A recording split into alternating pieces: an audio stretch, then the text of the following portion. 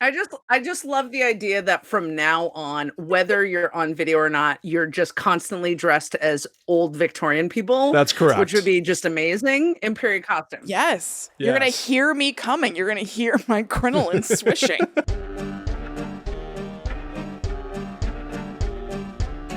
Hello, welcome to Guides the Unknown. I'm Kristen. I'm her little brother, William. And we are here for another episode of Other Voices, where we invite somebody that we know on the internet, who we admire, who we like, to talk with us and switch it up a little bit here on Guides the Unknown. You're sick of hearing just us, let's face it. It's enough. It's enough with these two voices.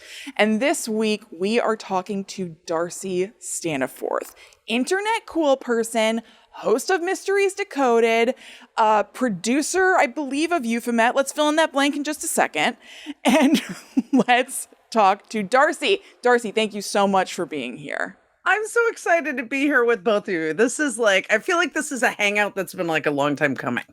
A very long time. I spoke to you exactly once, years ago, when we did an episode of Euphomet. Of Euphomet. Yeah. That's why I tripped up for a second. I was trying to think what your actual position within Euphomet is. Is producer accurate to say? I don't think producer would be accurate, but more like Jim's part-time co-host sometimes on like the Night Drift episodes and the Patreon hangs. Yeah. Which again was another, like, we also met as internet cool friends and have become cool friends. So yes. Right. It's the best. So how did you meet Jim? I basically have like a lot of superhero origin story questions for you. I'm totally fine. Okay. So I was a Euphomet fan before ever meeting, because how are you not a fan of that? Like, it's one of those. It's so good. It's so good, and the way I describe it to people is like the NPR of the paranormal world. Yes. And I love Jim because of the fact that he just lets people tell their stories. It's not a judgment call. It's just hearing these incredible stories. But then the production value is incredible. Like, as somebody who comes from like the entertainment world in certain ways, like I just appreciated all of it. Yeah. And so when he was doing and I became a Patreon supporter very early on. And so when he had Ryan Singer on, who I happen to be friends with, I came on to hang out on the Patreon, hang with them, and we just hit it off from there and had some great conversations, and then started connecting. And then I started coming back to the Patreon hangs, and then Jim, in case you don't know, has a deep love and involvement with wrestling. Sure. Yes. And he is part of Defy, which is an amazing independent wrestling. And I also grew up loving wrestling. So we've talked about, wrestling a lot. And when him and Kendrick came down a little while ago, and we got to hang out with them. Nice. But then he was down for Defy, and I got to go hang out with pro wrestlers all night, which was just amazing. And it was a really great experience. We've had all these great, interactions, and we've just become incredible friends. And I feel and then I because of Jim, got to know you all. And then, so it's just, I know, the worlds of great people just keep coming together. And I just feel so fortunate as I've come back into this paranormal world in different ways that I'm in, and this might sound weird to folks, but I feel like I'm in with the right people. Oh. And that's not because it's the cool kids table, but it's the inclusive, welcoming. We want to not be problematic. We want to have fun with this, but also what it was that a ghost, was that so I just feel so fortunate. So that's how Jim and I met. That's really great. I love that. I think I don't know, how long have you been doing shows, podcasts? So I got into podcasting fairly early on. I used to do a podcast with some other friends of mine called Scoreboard, which was not a sports podcast. It was a scores and soundtracks podcast. Oh, wow. Oh, fun. Because we are nerdy film and theater people. Yeah. Yeah. And so we did that for a couple years, and then that kind of tailed off. But I got involved with going to and volunteering with the LA Podcast Festival when that was happening, which was such an incredible thing. A lot of comedy-based stuff. And so I went for a couple years, and then they're like, we need volunteers. And I'm like, I'll run around helping people and getting to like have free admission to like my favorite thing of the year. Right. And so getting to know other folks through that and other podcasters. And then was kind of, because I guess I should back up a little bit. Before podcasting, I did radio for 8 years at a college and community station here in the area. And I had a show called The Free for All. And so I was the little heater on The Free for All. Yeah. And wait, was your nickname the Little Heater? Yeah. That's awesome. That's really so cool. Yeah. Me, the little heater. Yeah. I started originally with a co-host at 3 to 6 in the morning. The big heater? Fluke. Yeah. He was like, my nickname's going to be Fluke. And I was like, okay, so it's Fluke the little heater. Yeah. I love it. Yeah, I love it too. I love it. And so we started at 3 to 6 in the morning. And then That's a as we doozy. like did more time, we went to like 6 to 8, then 6 to 8 in the morning, 6 to 9. And so then I decided, well, like, we're going to play music, but also I want to start having guests on. And so we had bands. And I think in the 8 years total, because the Fluke, whose real name is Brian, ended up graduating, but I kept the show going. And so because it wasn't because I didn't graduate, it's just I was a community member. Sure. So it wasn't like PCU, like Jeremy Taylor's just character that's just continually there for forever. Right. But like I just kept the show going, but I had probably in that time I had like well over 100 guests and bands come on. Wow. That's so cool. And people like, we had Patton Oswalt on and Janine Garofalo and David Cross and John Lovitz and Bow Wow Wow came on and other local bands and just like all these people. And people always be like, well, how did you get these people on? And be like, I asked. Yeah. And then they said yes. Yeah. That's what you got to do. There's a lot to be said for that. Yeah. Oh yeah, big time. And so then coming into the podcasting world, it was like, like this makes sense because like I've done radio before. Like I love this medium and I love listening to like my three main like genres are going to be like true crime, paranormal, and like comedy are going to be like my three. But within the great trifecta.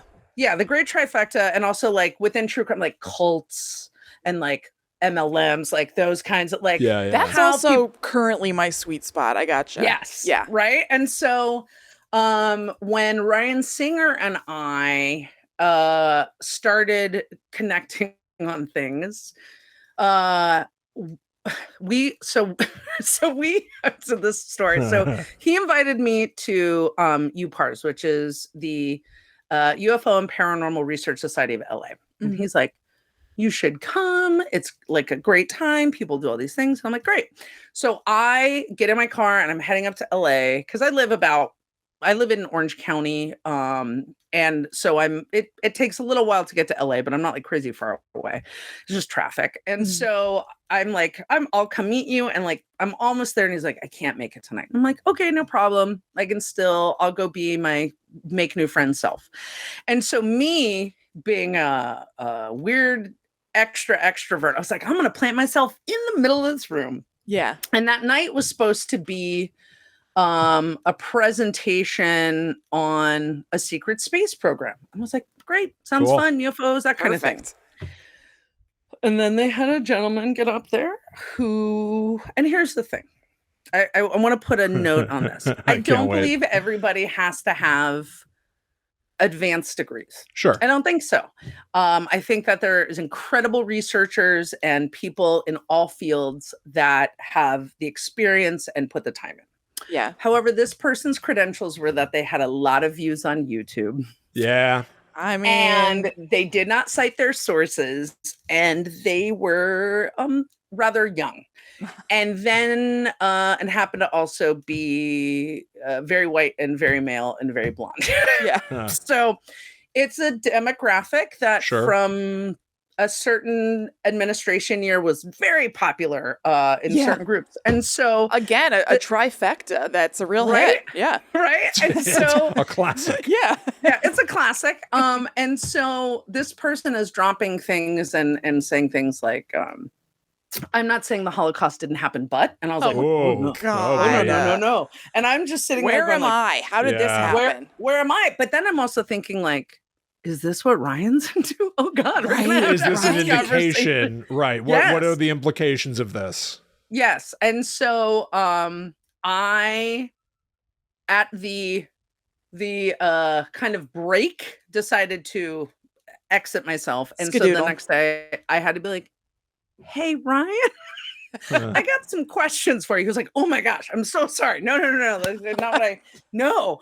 And so we started talking about how these problematic issues within the world of the paranormal and looking at things like racism and sexism and xenophobia and transphobia and all of these things that people sometimes aren't aware of, or they just ignore and somehow pass off like it's fine. Sure. Mm-hmm. And so I started, I was on Me and Paranormal You with him, and then we did a whole 3-part series on problems in the paranormal. And he's like, I will bring the podcast part. Can you bring the research part? Oh. So I brought my American Studies brain to things and was like, here are some things we might want to understand. And so from there, it was like starting back into different podcasting realms with like guesting and stuff.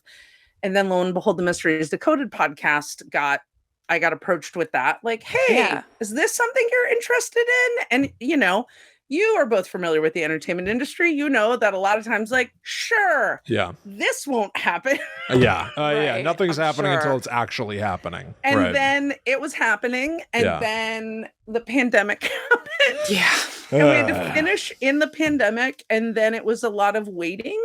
And now people can hear all 8 episodes as a companion piece to season 2 of the TV show, which is really exciting. That's amazing. And honestly, like, that's also like, what a win story. There are tons of people. I think everybody in the entertainment industry has and then the pandemic hit horror story. Oh, sure. Yeah. This was lining up. This was gonna happen. Yeah. And then it just couldn't. And I totally get I'm so glad that one of yours actually made it to the finish line. Right. And I will tell you, I think we're very fortunate that we had to make a few tweaks here and there to like catch up with some things. Sure. But luckily it wasn't a podcast that was like next week or this thing. And so I was like, and this is where the paranormal, high, strange, and occult are timeless. Nice. That's true. Yep, it's true. It's very true. It's very true. It's never the wrong time. Yeah, that does work beautifully. And then all you would have to do is just to reference like when the premiere of the season is, like add that in later. But the stories that you told were kind of like capsule stories to a degree. Evergreen. Yeah. Yeah. Evergreen. And I think the cool thing is that like in this community that we're in, people love hearing some of the same stories, but also different, because you get different versions out of people. So and like everyone we did for that show, we interviewed for like 2 hours a piece and then had to like trim it down. Yeah. And so, but I think we did really good edits, and I really always want to like, integrity wise, like make sure that things are matching with, not like that is not what I said about that. Right. Not doing like weird reality show splicing. No. Because again, like I've gotten to like know and become friends with many of these people. Some of the people I was friends with anyways, but getting to like know people, and it's like, I don't want to be that person. So it's been this really interesting trajectory of like, here it is. And then it was like, people were like, oh, it's because so long, like, what happened? I'm like, I don't. Yeah. It's and somewhere. When you have folks that are outside of the entertainment industry, they don't understand that. They're very like, it's like, a slow moving. Doesn't it? Yeah. But it happened. I'm like, it did happen. But sometimes things happen and you will never see them. Yeah. And other times it will happen and you will see them, or you won't like.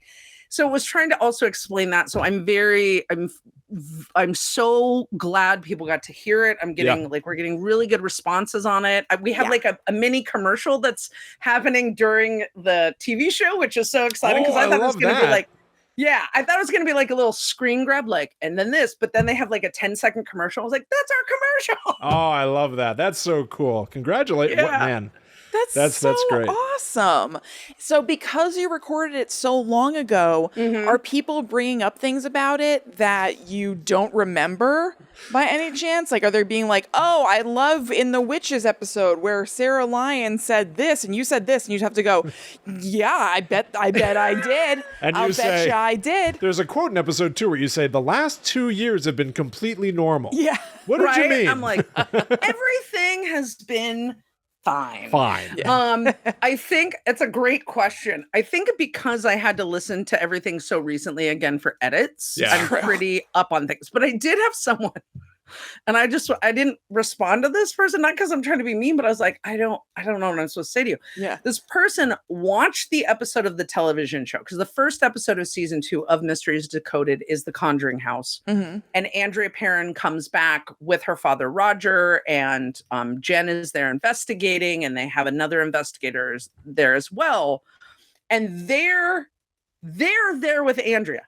I don't have Andrea on my episode. I have the until very recently owners, Jen and Corey Hines, and I have Adam Berry of Kindred Spirits. Like, that's who are on my episode. And this woman's like, so it said in Andrea's book, like, she asked a very specific question about, like, tied to Andrea, and do you know, like, and I was like, 1, she wasn't on my episode. 2, I have no idea.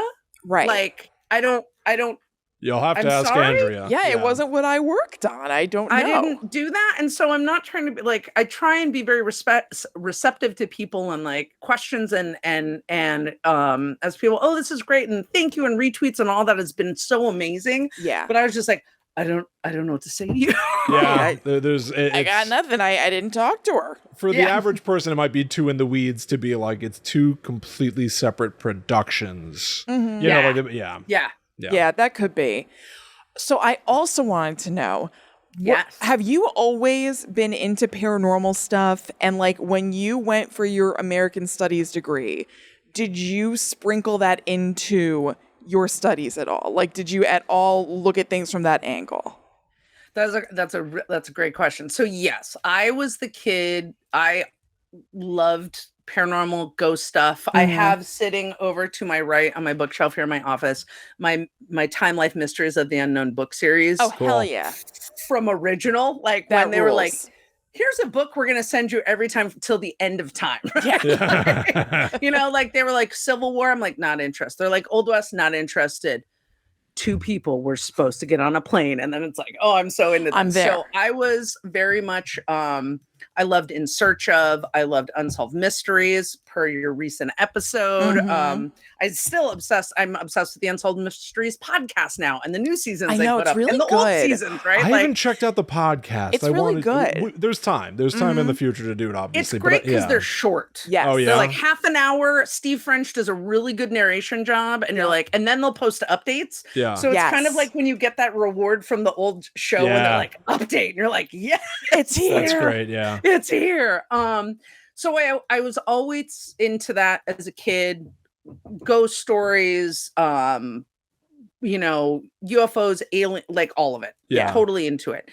And also had family ghost stories growing up. So that was always like, let's talk about those. I'm listening to that, you know. And so then in my teenage years, I got involved in faith communities, and a faith community that was very like, we put that away and we don't mess with that. Yeah. So while it wasn't like, oh, I'm not into it. I was just quiet about it. Because I'm like, but the Holy Ghost, and they're you know. And so as I got older and that path really changed for me, and I will say these things, that in being in a Christian-based faith community for many years, I am fortunate that I have always had LGBTQIA plus friends and family. So that was never a struggle for me. Yeah. It was never like, I was all about like, why are we excluding instead of why are we including? So it's not like I had this crazy swing. It was just more like, I belong here and here's my social group for a long time. Sure. And so when that changed very drastically, and I think my belief pool and my practice pool got a lot wider, it was like, oh, I can be more, I think, open about this and more like, this is what I'm into, instead of having to be like kind of underground with it. Yeah. And I know that there's people from previous communities that are probably like, like, very, like, oh, that's of, Yeah, you they have to get keep into them like separate. good and evil and the devil and all that. And for me, that's not how I feel about things. Sure. And again, like I'm old enough where it's like, I don't need your beliefs and my beliefs to look the same. Yeah. I can have my path, you can have your path, right? And so that's kind of how that came back. So it's always been part of my life. To the academic question, so I was an adult returning student. I did community college right out of high school because I come from a low income background. And so my parents, as much as they wanted to send me to college, did not have the money to send me to college. Yeah. And so they were like, you can go to community college and that's what we can do. And I was like, okay. And so I took a lot of time off and then wanted to come back and get my degree for myself and to see what other career opportunities, because I come from like service industry, a lot of years in like coffee, the jewelry industry, sales, management, things like that. But I wanted something else. You come from a lot of so places. Many cool things. I know, yeah. How is this you also possible in one person? You have a very like you've got like such a you're so confident about yourself and your experiences to say what you've done and where you've come from. I love it. I don't think that I could ever describe myself the way that you're describing yourself.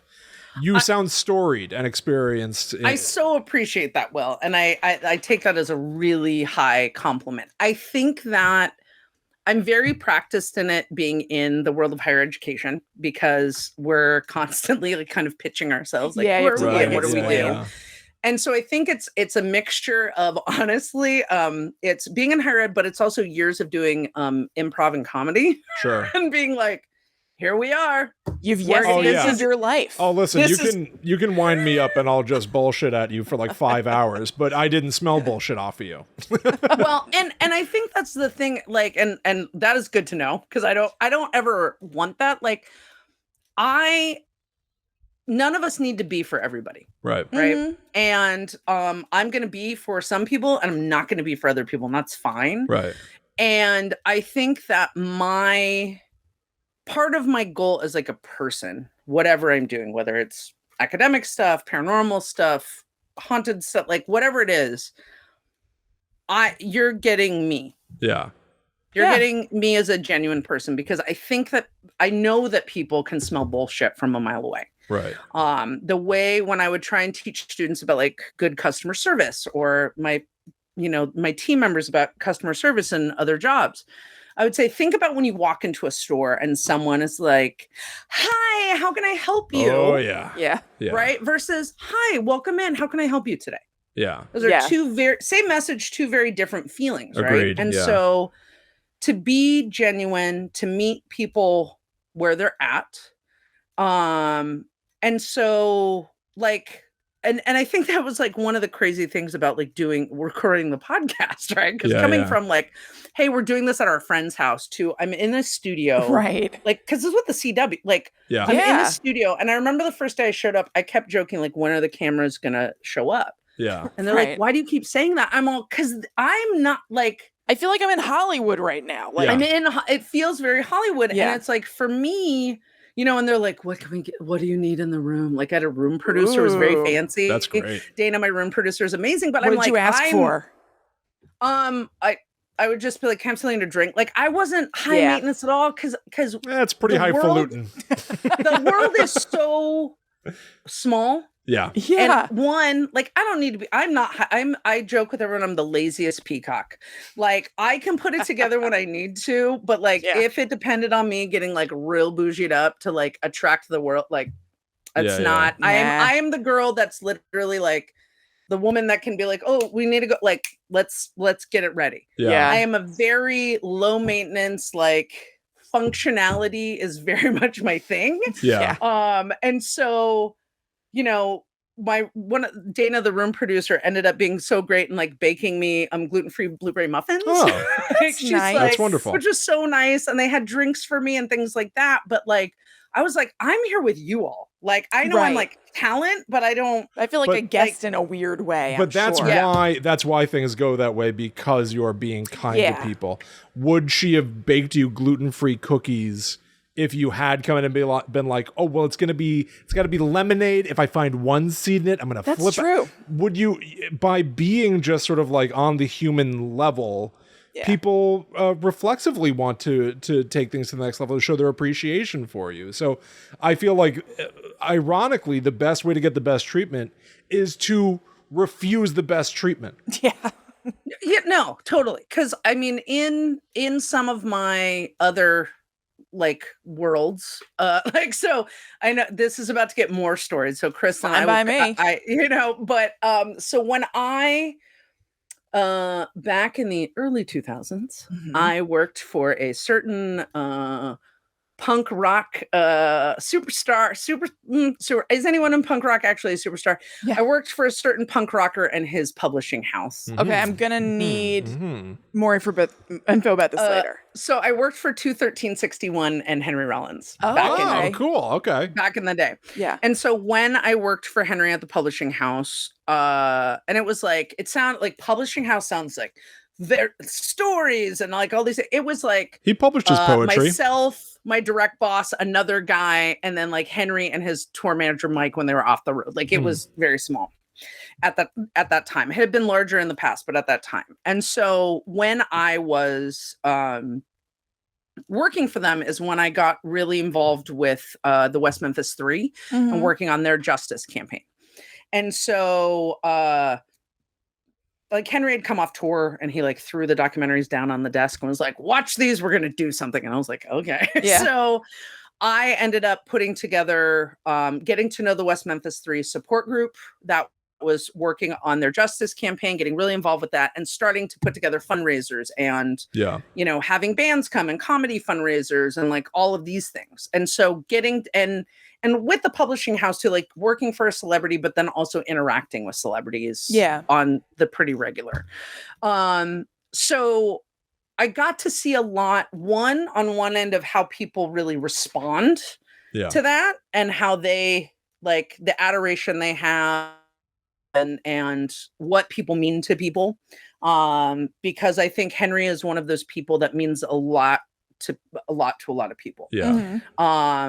And then, but then on the other side, working with different celebrities and comedians and stuff through the years.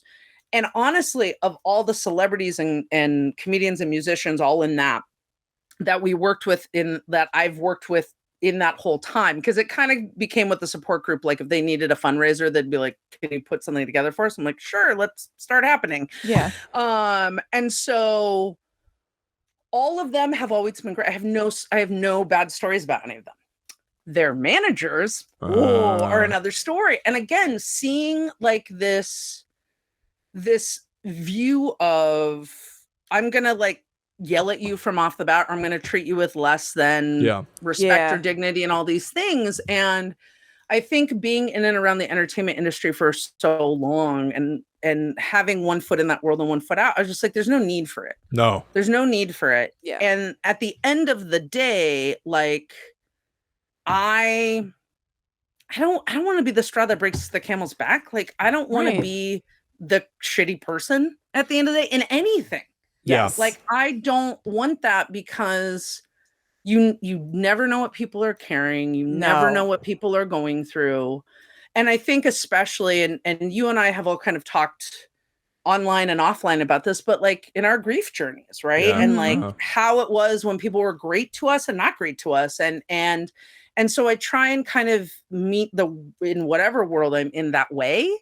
And I don't, it's like, it'd be great to be at the popular kids table, like all the time, but like, I'm a nerd. I've been a nerd my whole life. Yeah. Like I was like, I tell the story of, in like second grade, getting the like, USA for Africa t-shirt with like the entire, and I wore that thing as if I had produced. Yes, you right. You personally. Single. And then so in awesome. 7th grade, when the Warner Brothers catalog was a thing, in the Warner Brothers stores. Hell yeah. convincing my parents that as a future filmmaker, I needed a satin jacket with the Warner Brothers logo on the back. Oh, nice. Like, oh so my just God. Cool. Dream stuff.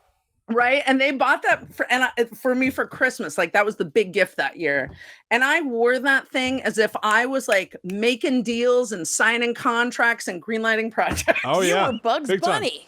I think one of the nice things is that I think we all grew up into a world where, and maybe this is still the case literally in school, but in my perspective, there's not really a cool kid. You know, like I feel like quote unquote geek culture has obviously sort of like become pop culture. Like mainstream, yeah. Mainstream, but in a way where it's like we all sort of know bits and pieces of these things, you know, and Stranger Things, obviously, you know, I certainly like it. I don't know that I'm like as sort of like gaga for it as people get, but like it seems like it's sort of like everybody obviously relates to this idea of a story of kids who each in their own way are sort of disenfranchised, they have the answers and they have the power. I think it's like we all relate to the idea of feeling like the outsider. And in that sense, there's been a great unifier in the last few years, I think. Absolutely. And I feel that way too. And that's why I think it gets me really upset when I see people within geek culture and nerd culture gatekeeping. Oh, yeah. Yeah. I'm like, you're doing the very thing you were upset at people doing to you, you're doing. So stop doing that. Because guess what? People can like what they like. Yeah. And they can, like, I am a diehard Star Wars fan to the end of time. Yeah. I love Star Wars. I love Star Wars on a pure level. Mm-hmm. I don't need to get into every fan fiction. I don't need to get into every book series. I don't need to. It's like I can love Star Wars in my way. Yep. Right. Yeah. But then I see other people are like, well, if you don't, and I'm like, knock it off. Just knock it off. Don't be that person. Nobody wants to hang out with that person. It really is as simple as that. Just knock it off. Yes. Just be chill. Like something in your way. Let other people like it in their way. What is the big deal? I know. Yeah. Right. I come from, you know, I got into podcasting in 2011, 2012, and certainly early days, like the people that I would interact with, it became quickly obvious that we all had a chip on our shoulder of I figured out how to do this and I'm going to do it my way. And we would like almost like have these like little wars where on my show, I'm going to rip you apart. On your show, you're going to rip me apart. And then at a certain point, I just got so tired. And it's just so much more pleasant to just sort of like, the joy is getting to do it at all. Mm-hmm. Yeah. And the worst thing that can happen is you have a disagreement with somebody and you should hopefully just go your own separate ways and move on. Yeah. It's so much more pleasant just enjoying things while you have time to enjoy them. That's it.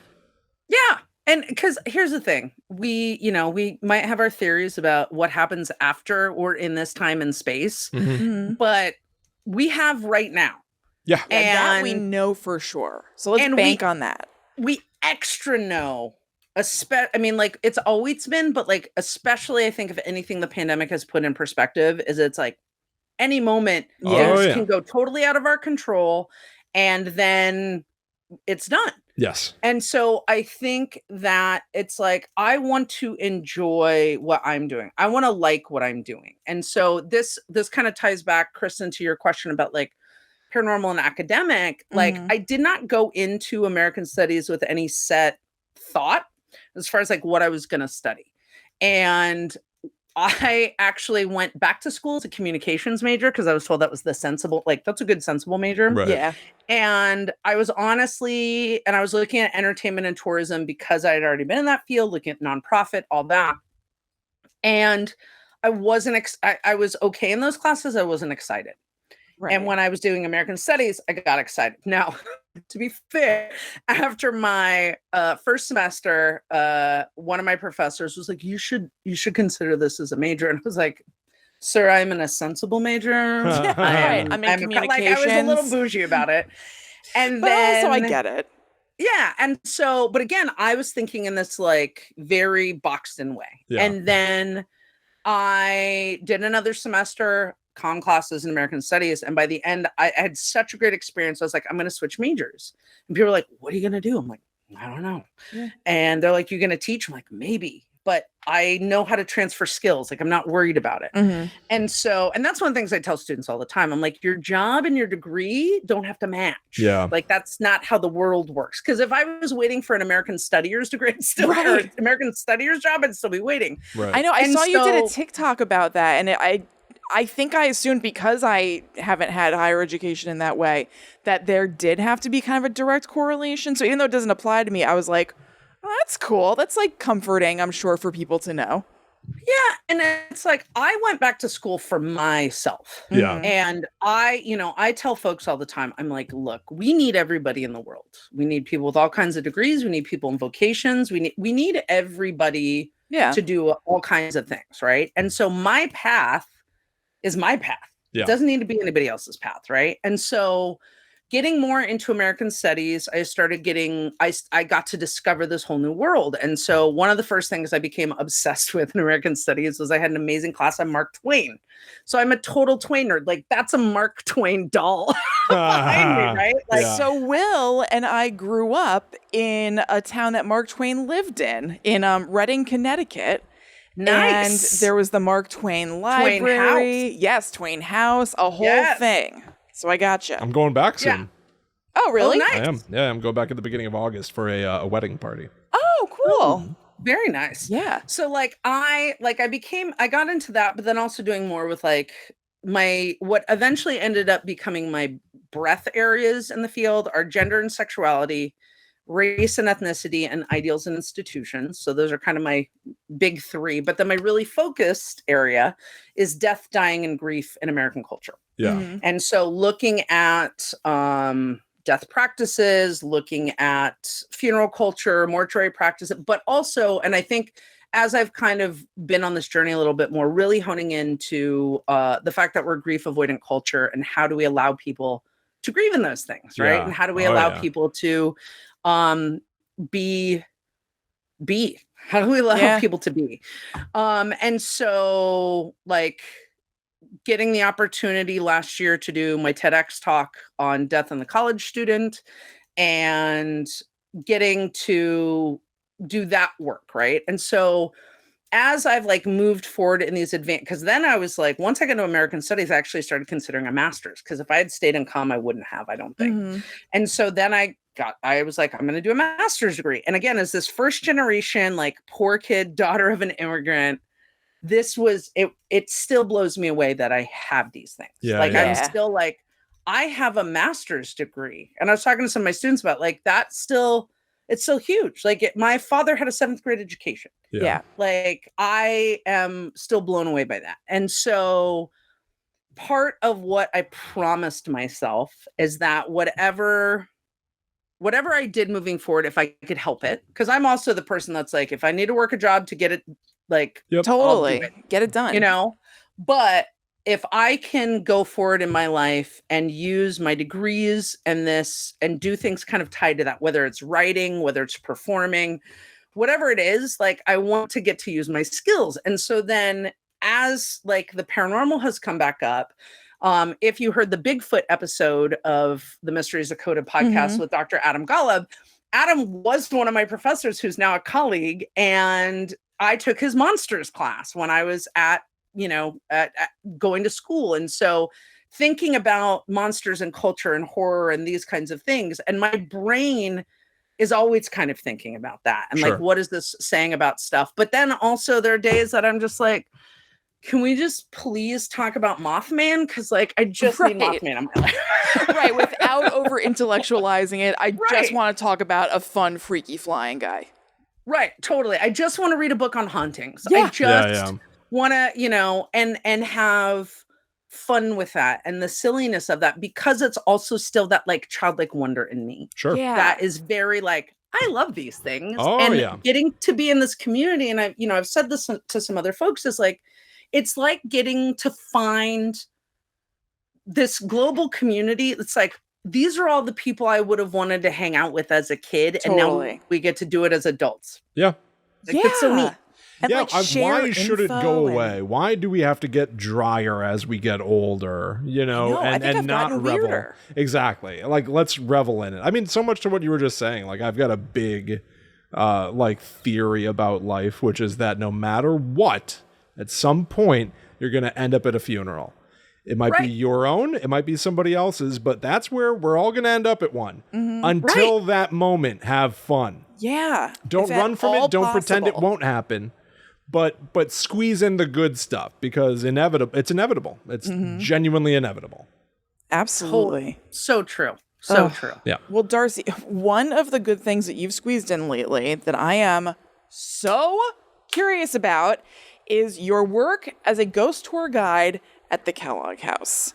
Yes. I would love to hear how you're finding it, because it's relatively new. It seems like you're super enjoying it. Yeah, I would like to know how it's going, and I would like to know about your outfit that you wear, whether you purchased it, whether you made it, whether they provided it. It looks so awesome, and I would like to know about it. Absolutely. So, where can Kristen get one is really the question. So the first question is Etsy. I can totally send you the link, Kristen.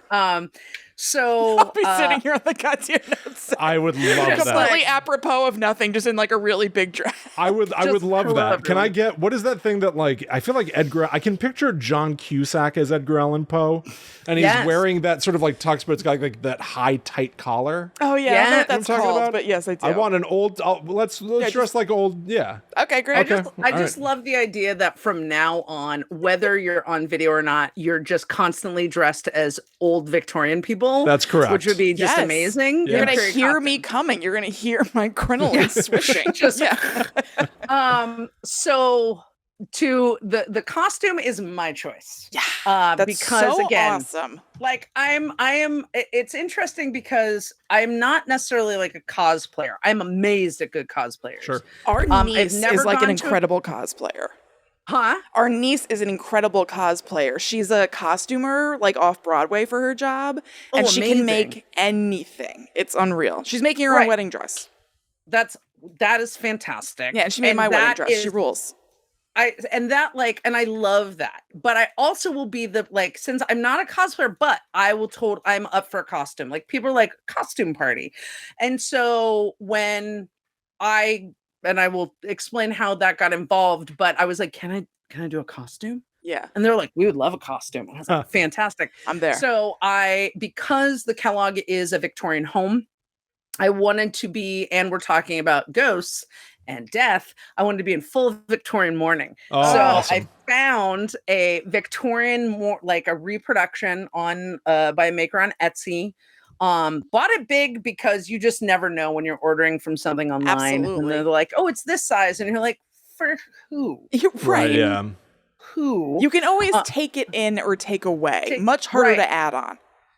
Right? And so I got it and I put it on the first time. It's like, why is this not sitting right? I was like, oh, I don't have a corset on. I don't have a waist cincher on. And so I happen to have a hard-boned waist cincher that I used to wear when I hosted a burlesque show for years. I was the MC and host of a burlesque show in LA, and so I was like, perfect. Like, I'll put this on. What'd you call it? It's a hard-boned. Like, is it literally just like wood? No, it's in this particular one. I don't know. So no. Great question. So historically, in corsets, it would be whalebone. Yeah. And so, but now corsets are done with metal. And so, like, if you went to like Fredericks of Hollywood or Victoria's Secret and they were selling a corset, it'll have some structure, but it's very flimsy and more for show than function. Yeah. This has to be like, there are, drawstrings and cinching in, and like, it's a whole thing. It's like and a wrought iron cage. Yes. And the fact that I get into it. Yeah. That's what it was made with. On my own every time, I am just amazed. That's incredible. I've never put on like a corset like that. It would seem really hard on your own. I mean, kind of hard anyway with somebody helping you, but on your own, the dexterity, Darcy, the sheer dexterity. And again, it could be tied better, but it works for if just the giant dress and the crinoline. Yeah. So I'm like, huge surprise. I'm an extrovert, everyone. I know that all the listeners are like, what? This gal seems awfully reserved for a corset. She is quiet. Said no one ever. Usually it's like, what's wrong? You're really quiet. Right. But it's a signal. But during the pandemic, congratulations, introverts. it in many ways was your dream come true. Honestly, I was sitting pretty. There was almost no discernible difference, and I'm not even kidding. So like getting to be home, getting to like, oh, I don't have to people, all this. And so, but I, as and I'm gonna say this, and please nobody groan, because I know in our world a lot of people say this. I'm an empath and I'm a highly sensitive person. Yeah. So I'm a feeler. But I also know in like the paranormal world, people I'm an empath. I know it's like such a thing. I too am that, but saying it is like it's like, I know, I'm like, I'm sorry. Yeah. And so, but I'm extroverted. So I'm like the minority of the minority. It's like a superpower. I was having a really hard time. Just like, honestly, this is one of the things, like, I don't know how fully I've expressed to him, but getting to do Euphomet and the Patreon hangs with Jim was a lifesaver. John Tenney's movie hang nights, lifesaver. The clubhouse, the museum clubhouse with Greg and Dana and those events, lifesavers for me, because it was feeling connection when I couldn't go out, because, you know, people like self-care. And I was like, all of my self-care has been canceled. It's outward. I can't be with my people. I can't go to concerts. I can't go to comedy. I can't. Yeah. And so it just, for me, was feeling like when you're, you know, your phone needs to be charged and then you borrow a charger. And so you get a little charge and you go to the next thing, but you never fully, like, that's how I was feeling. So I was having a really hard time. Yeah. And so I was like, as things were opening up, I was like, you know, and I think we all reevaluated, like, how are we doing life? And I was like, you know, I love history. I love paranormal. I wonder if Haunted OC is looking for docents. And the reason I really enjoyed Haunted OC is because they do historical haunted tours. It's not jump scares. It's not a rig. Nothing's rigged or anything like that, which I know is some people's choice. That I don't like jump scares. Sure. I get a little fighty, and I would never want to hurt a scare actor, because like, that's just not what you want. A friend of mine from college, John Schnitzer, made a great movie called Hauntings, about home haunts and like the yearly haunts. I watched that. Yeah, we talked about it on the show. Yeah. And so with Hauntings, seeing those scare actors who got like beat up in their backs and like I don't ever want to be that person. Right? No. So I was like, I would love to do haunted historical stuff. So I reached out to them and was like, you ever looking for people? And they're like, actually, we are. And so we ended up getting together, and I reached out to them like in October. So it's like reaching out to Santa at Christmas. And so as you know, we started getting into this new year, they're like, hey, do you want the Kellogg house? And I was like, sure, that'd be great. Awesome. And I was also excited as a paranormal investigator to have a place with reported hauntings that I got to be inside, because many of the tours Haunted OC does are more outside. We have Kellogg goes inside. The newest one of the newest ones, called the Villa Montezuma in San Diego, goes inside. And then the Santa Ana the downtown Santa Ana one, when it's up and running, because right now they're having a lot of construction, but they get to go inside what's called the Howe Waffle House, which is another Victorian home. And so I was like, inside, I love these grounds. Like, and I was so excited. You know what I mean? Like, I would imagine you get such a different perspective just because of the repetition. Yeah, so many times. And so, you know, we did like the initial walkthrough in January, like getting a tour of the grounds. And Jamie, who's the executive director of the Heritage Museum of Orange County, where the house is just our people. Like, she's just fantastic. Like, the first day I showed up, she's in this like denim jacket with a beaded dragon on the back. And I was like, let's talk about this jacket. And she's like, isn't this amazing? Like, it is amazing. Like, and she's there with a giant, amazing, her dog's name is Orville Sue, and he is a bloodhound, and he is the handsomest boy. And so I was just like, you are totally like, we're connecting. So we basically did the run through, and they're like, I said, when do you want to be up? Like, I can get this down. And so we started back, because they had done tours before, but then the pandemic shut everything down. And so we started back in March, and I've been doing 2 to 3 tours a month. And it's been amazing. there's been so many experiences, but also the synchronicities that have happened around me being there is wild. Oh, yeah? That's wild. Like what? What has popped up? So, when I did my final walkthrough with the house, I called my mom and I was like, Mom, I'm like, she's like, well, what are you doing? I'm like, I just got done touring the house and the director there. And I said Jamie's name. And my mom's like, and my mom said her last name. She's like, oh, Jamie and I are in the women's club together and we're birthday twins. I totally know Jamie. So that was like number one. I was like, that's awesome. All right, so this should probably be good. It's a good sign. That was good. Okay. So we're like, cool. So then the night that we, and as we had done the walkthrough of the house, the first wife of Hiram Clay Kellogg, who built the house, she never lived in that house. The house was the wife, the wedding present to his second wife, Helen. But Hiram's first wife, Victoria, very dark, wavy hair. My hair is pretty straight right now because of the heat, but like I have very wavy hair normally. Dark, wavy hair, strong, dark eyebrows. And I'm like, this woman could be in our family. And so could his daughter from the first marriage. Like, that was a little, I was like, okay, we'll all see how look alike. We all look alike. So that's interesting. So then the night we do the final walkthrough, we start having activity immediately. And I'm like, okay, this is happening. Yeah. Then looking up Hiram's obituary, because I wanted to dive in and give like good history on things. Diving into Hiram's obituary, I realized that he was a Mason, not a surprise for that time, but he also happened to belong to the exact same lodge as my partner does. Oh, wow.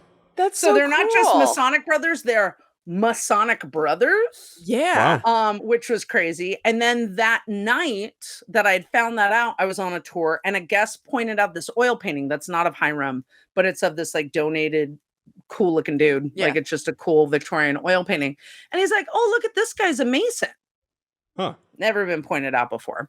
Masons abound. Masons abound. So then I'm like, and I've been trying to find Helen's grave and like a picture of her grave, because like find a grave, you can find so much stuff. And I couldn't find anything. And so then on the next tour, and a lot of the stuff in the house is donated of the time, this younger guest points out, he's like, what is this pentagram on this china? And I was like, what? So I come around the corner and it's Order of the Eastern Star. So it's the upside down 5-pointed star, but it's their symbol. It's not a pentagram. It doesn't have, but he was very concerned, like, why is there satanic china? And I was like, oh, that's Order of the Eastern Star. So I was like, I've got to find Helen's like grave. Yeah, like what's going on? I've got to find it. I knew she was in a mausoleum that I couldn't get access to yet. So that night I look it up and boom, pops up her grave that night, and there's the Order of the Eastern Star. Whoa. And I'm like, that's so awesome. That's wild. That's weird. So then I had gone, so where a lot of the Kellogg's are buried is in Anaheim Cemetery, a couple cities over from where the house is. And so I went to, like, if I'm going to tell their stories, I'm going to go visit their graves. Sure. Like, and I love cemeteries, so why not? Yeah. So Victoria's monument is towards the back. That's the first wife, but I knew that Hiram and Helen and a lot of the other Kellogg's were in the community mausoleum. And you have to go Monday through Friday to get into there. You can't do it on the weekend. So I'm like, okay. So I go, and the manager of the cemetery was like, whatever, like, I'll let you in. Like, he couldn't go on in. Right. But as we're going up to, and the mausoleum was built in 1914. So it's beautiful hand-carved doors. And as he opens the iron gate and I see the wooden doors, there's like shafts of wheat carved in the middle, which are really beautiful and like symbolize purity and goodness. But all around, hand carved in this door, are Yorkshire roses. Okay. This is important because as a memorial tribute to my dad, I have a Yorkshire rose tattooed on the back of my hat. Crazy. Wow. So that was crazy. Yeah. So I'm like, okay. How so I go satisfying. That must have felt like you were like walking into some fated place. Like, yeah. Oh, it gets better. So then I am like, I do the stuff in the mausoleum. I'm taking photos. I'm like kind of recording in there just to kind of get a feeling. I go out to the grounds and the groundskeeper comes by, and it's not a huge cemetery. And so he's like, oh, hey, are you enjoying the park for the day? And he's like, I know everyone here. I'm the groundskeeper. And so I explained to him who I am and why I'm there. And he's like, oh, that's awesome. And he's sharing with me about how he was at a different cemetery for 10 years. He's been at this one for 5. He's like, oh, but I don't live here. I don't live in Anaheim. I live in Tustin. And I was like, where do you live in Tustin? And he's like, oh, Old Town. I'm like, where in Old Town? And he's like, and he told me the condo complex. I'm like, you're my across the street neighbor. Whoa, that's weird. What's going on? So all these synchronicities, right? How do you interpret the sort of all these crossroads? I interpret them as I'm moving in the right direction. I like that. I'm supposed to be here. And I think that it's been really interesting because I've been talking with Jamie at the museum a lot about how I'm telling Helen's narrative. Yeah. Because Helen Kellogg is who they feel, one of the spirits they feel is in the house and has not left. And Helen there are some challenging stories about Helen. Sure. For sure. And she doesn't come across in the best light. But we've gotten some other paranormal experiences with Helen, and especially with babies. Like Helen seems to really love babies and is very kind around babies and has comforted babies and sung to babies. And it's been really powerful. So I've been trying to help people understand and not just paint her in this terrible light. Yeah. And kind of say one, blended families are difficult. Mm-hmm. Because if you it's very well known that Hiram's first wife, Victoria, was the true love of his life. Yeah. So the follow-up is a weird place to be. The follow-up is weird. And her relationship with the daughter from the first marriage was very strained, it was very bad. Had some violence in there, wasn't great. But if we leave her at that, and we only paint her one way, we're also not doing justice to a complex human being in all these aspects. We contain multitudes. Yeah, totally. Right. Whether we be living or from the beyond. Yes. Yeah. And so I have really worked to try and kind of show all aspects of her. Sure. And and Jamie has said, she's like, there's when people are there and care about the house performs. And the house shows up. Yeah, I really love that idea. And she, I think she knows that you're there for a good reason. I'm like, great. And for me, it's and when I because I get dressed at the museum because I can't drive in a car. I can't drive in a waste. That makes sense. Yeah. Yeah. It'd be up above the steering wheel. Right. Bring the carriage around. Right. Take me to the grounds. And so sitting on a chair on top of the car like Mr. Bean. Yeah, totally. Right. Hello, everyone. So for me, I really, I will get dressed and then I will go walk the house to kind of just see what the feeling is in the house. Yeah. Am I feeling stuff? Am I feeling something's here? Is it flat? What's it feeling like? And it never feels malicious. It feels more active than others at times, but almost on every single tour, we've had something happen. Wow. I mean, that's almost awesome. On every single tour. And again, this is not a rigged house. Sure. Yeah. But I also people are going to have different experiences. And of course, there's going to be things that people bring as well. Yeah. And I love hearing people's stories. I love seeing how excited guests get about things. But I also love the fact that as a historian, I can bring history to people in a really interesting way. Yep. And it's got me, my American Studies brain has really got this, I want to keep doing more continued work about how we can do haunted history in really positive, inclusive, and nonviolent ways. Because one of the first things I asked when I got on the grounds, because the grounds are on swampland that belonged to the Tongva people. Mm-hmm. And so one of the first things I asked Jamie when I was there with Ernie from Haunted OC, who's one of the Haunted OC founders, as I said, hey, if you have swampland in the back that is the gospel swamp, it's untouched swampland. Do you all do a land acknowledgement here? And she's like, I love that you asked that. We're actually working on one right now. And Good. so by the time we got the tour started, I have a land acknowledgement that we just start with. Nice. At the beginning of every, like, to say like, hey, this is important. But this is also why, like, if you listen to the Montauk episode of Mysteries Decoded, I was like on the way here. Yeah. like, let's acknowledge that Montauk didn't belong to the government. Yeah. Let's acknowledge that it belonged to the Montauk people.